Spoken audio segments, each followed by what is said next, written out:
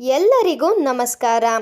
ಇಂದು ನಾವು ನಿಮಗೆ ವೀಳ್ಯದೆಲೆಯ ಸಹಾಯದಿಂದ ವಶೀಕರಣ ಮಾಡುವುದನ್ನು ಹೇಳಿಕೊಡುತ್ತಿದ್ದೇವೆ. ಈ ವಶೀಕರಣವನ್ನು ಮಾಡುವ ಮೂಲಕ ನೀವು ಇಷ್ಟಪಟ್ಟ ಸ್ತ್ರೀ ಅಥವಾ ಪುರುಷನನ್ನು ನಿಮ್ಮ ವಶ ಮಾಡಿಕೊಳ್ಳಬಹುದು.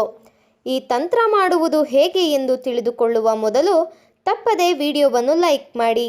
ಹಾಗೂ ನೀವಿನ್ನೂ ನಮ್ಮ ಚಾನಲನ್ನು ಸಬ್ಸ್ಕ್ರೈಬ್ ಮಾಡಿಲ್ಲ ಅಂದರೆ ಈ ಕೂಡಲೇ ಸಬ್ಸ್ಕ್ರೈಬ್ ಬಟನ್ ಮೇಲೆ ಕ್ಲಿಕ್ ಮಾಡಿ ಮತ್ತು ಪಕ್ಕದಲ್ಲೇ ಬರೋ ಬೆಲ್ ಐಕಾನ್ ಮೇಲೆ ಕೂಡ ಕ್ಲಿಕ್ ಮಾಡಿ.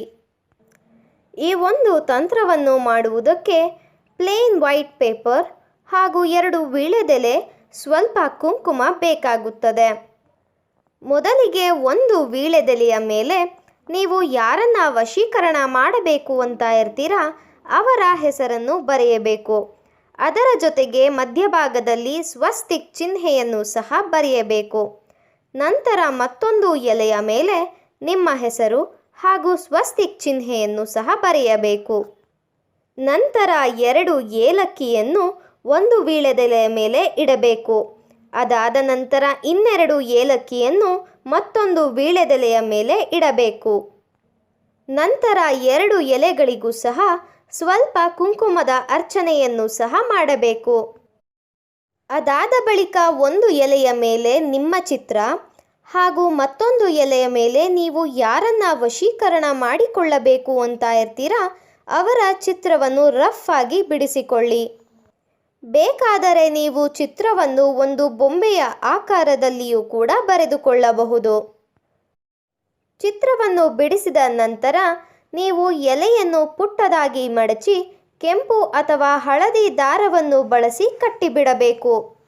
2 ಎಲೆಗಳನ್ನು ಸಹ ಹಾಗೆಯೇ ಮಾಡಬೇಕು. ನೀವು ಈ ಒಂದು ತಂತ್ರವನ್ನು ನೀವು ಶನಿವಾರದ ದಿನ ಅಥವಾ ಭಾನುವಾರದ ದಿನ ಮಾಡಬೇಕಾಗುತ್ತದೆ.